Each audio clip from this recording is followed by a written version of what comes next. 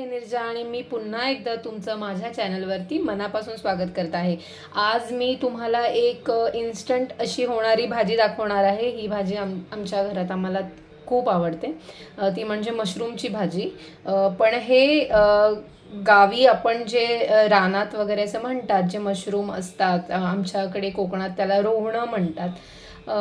ते फक्त आपल्याला पावसाळ्यामध्येच भेटतात। बट हे जे मशरूम आहेत हे मुंबईला आपल्याला इझिली अवेलेबल होऊन जातात कोणत्याही सीझनमध्ये। सो त्या मशरूमची आता झटपट अशी भाजी कशी करायची हे मी तुम्हाला दाखवणार आहे।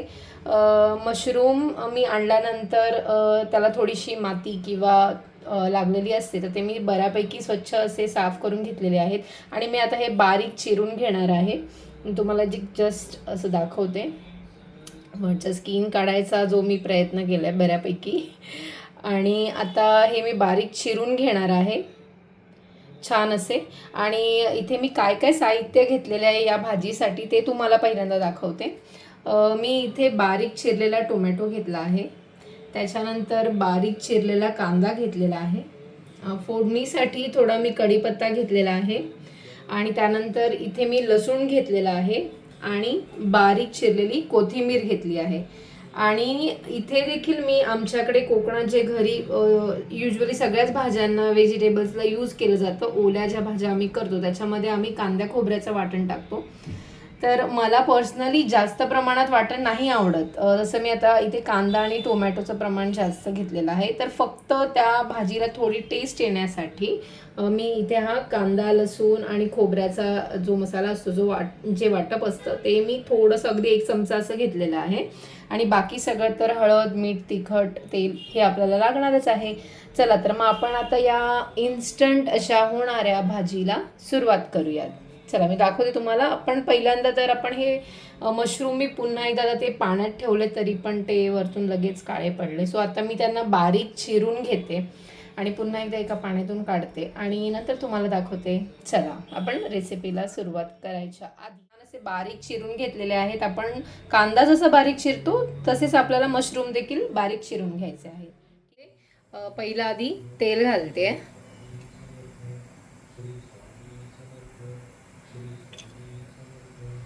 तेल जास्त पण नाही अगदी कमी पण नाही, तेल थोडं गरम होऊ द्यात। तेल थोडं गरम झाल्यानंतर पहिल्यांदा आपल्याला यामध्ये घालायचं आहे हे लसूण फोडणीसाठी।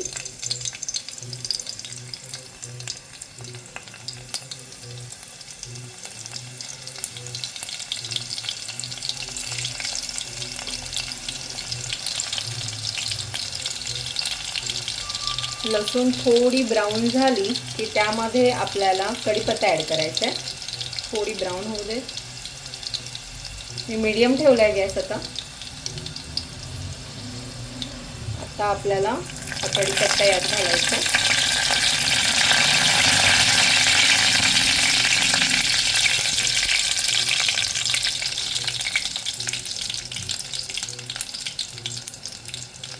आता आपण यामध्ये घालणार आहोत थोडीशी कोथिंबीर। सुरुवातीला तुम्ही नोटीस केलं असेल मी प्रत्येक रेसिपीमध्ये स्पेशली भाज्यांमध्ये मी कोथिंबीर म्हणजे फोडणीला थोडी घालते। आता कोथिंबीरीनंतर आपण हा जो कांदा बारीक चिरून घेतलाय तो संपूर्ण आता यामध्ये घालायचा आहे। मी सगळा कांदा यात घालून घेते। मी एकटी शूट करते एका हाताने, त्यामुळे थोडं डिफिकल्ट जाते। मी कांदा संपूर्ण ॲड करते यामध्ये आणि दाखवते तुम्हाला। हे बघा मी कांदा यात घातला आहे आणि आता हा छान असा परतून घ्यायचा आहे आपल्याला।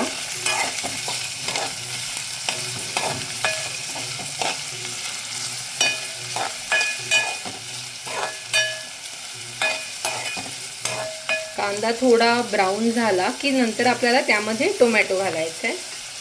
कांदा थोडा वेळ आपण ब्राऊन करायला ठेवूया। हे बघा आपला कांदा थोडाफार ब्राऊन झालेला आहे। या स्टेजलाच आपल्याला यामध्ये आता टोमॅटो ॲड करायचे। टोमॅटो ॲड केल्यानंतर आपल्याला हे छान असं परतून घ्यायचं आहे.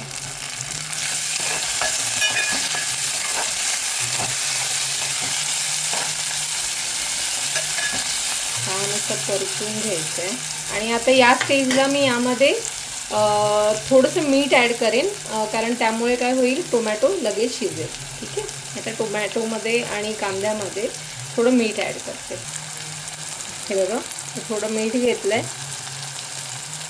आता लक्षात ठेवा, तुम्ही यावेळेस किती मीठ यात घातले त्याप्रमाणे तुम्हाला नंतर यामध्ये मीठ ॲड करायचं आहे. हे आता पुन्हा एकदा मी छान असं परतून घेते. थोडा टोमॅटो मऊ होऊ दे. आणि गॅस मिडियमच ठेवला आहे मी, मिडियम नाही तर मिडियम टू स्लो असं आपल्याला ठेवायचं आहे. जास्त मोठा किंवा हाय फ्लेमवरती नाही ठेवायचं आहे. हे बघा, आपला आता कांदा आणि टोमॅटो छान असा मऊ झालेला आहे. आता या स्टेजला आपल्याला यामध्ये ॲड करायची आहे हळद आणि तिखट मसाला. ठीक आहे. तुमच्या चवीनुसार तुम्हाला किती तिखट हवं आहे तसं तुम्हाला ॲड करायचं आहे. मी नेहमीप्रमाणे आमची जी गावठी हळद आहे ती यूज केलेली आहे आणि तिखट मसाला जो मी रेग्युलर माझ्या जेवणात वापरते. ठीक आहे. आता आपण परत एकदा छान असं परतून घेऊया.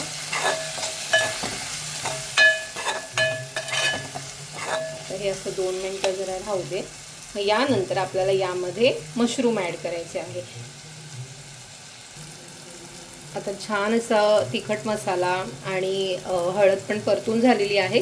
आता आपल्याला या स्टेजमध्ये हे मशरूम जे मी तुम्हाला सांगितलं मी बारीक चिरून घेतलेले आहेत ते आपल्याला यामध्ये घालायचं. आणि आपल्याला या भाजीमध्ये पाण्याचा बिलकुल यूज करायचा नाही आहे. मी यामध्ये पाणी अजिबात ॲड करत नाही.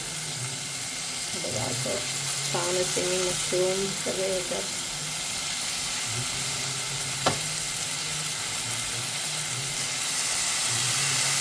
सगळे ॲड करते आणि दाखवते तुम्हाला. हे बघा, मी सगळे मशरूम बारीक जे चिरून घेतले होते ते मी यामध्ये ॲड केलेले आहेत. आता हे बघा, आता मी हे छान असे परतून घेते.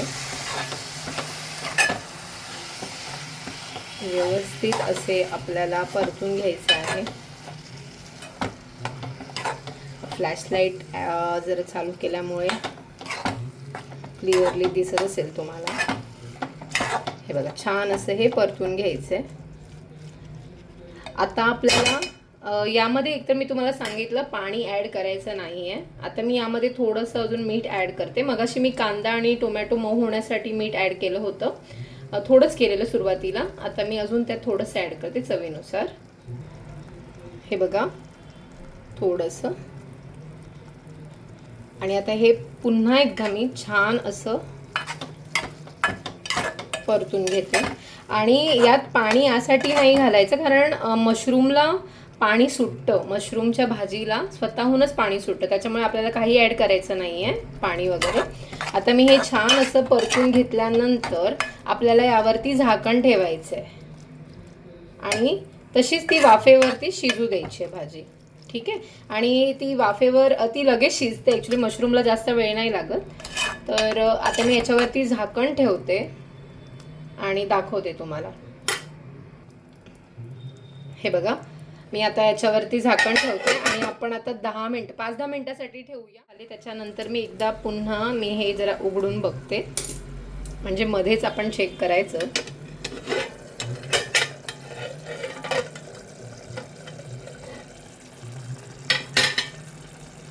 हे बघा, याला ना पाणी सुटलंय, तुम्ही बघू शकता. हे बघा, मी काही त्यात पाणी ॲड केलेलं नाही आहे तरी पण, आणि या पाण्यामध्येच ती शिजते भाजी.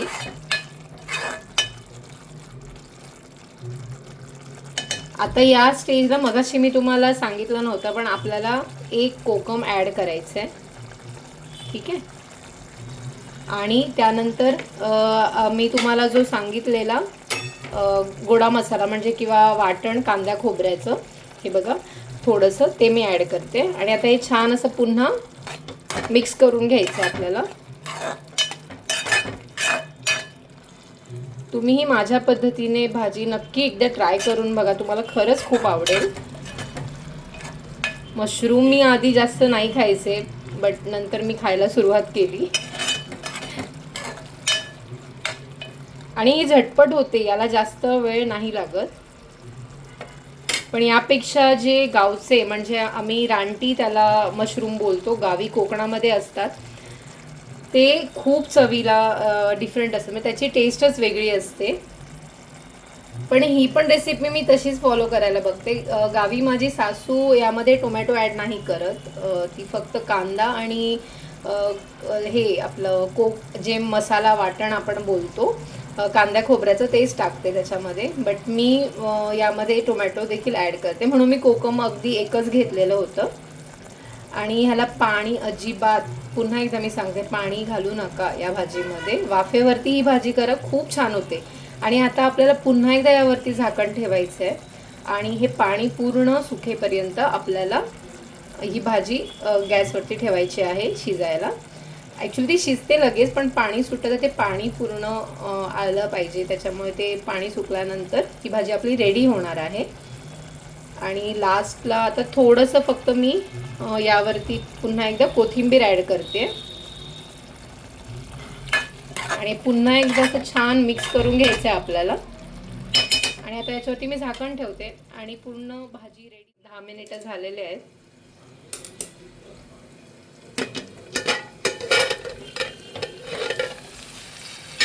हे बघा, छान अशी भाजी आपली, पाणी त्यातलं सुकलेलं आहे आणि अशी आपली ही छान, हे बघा, भाजी रेडी आहे.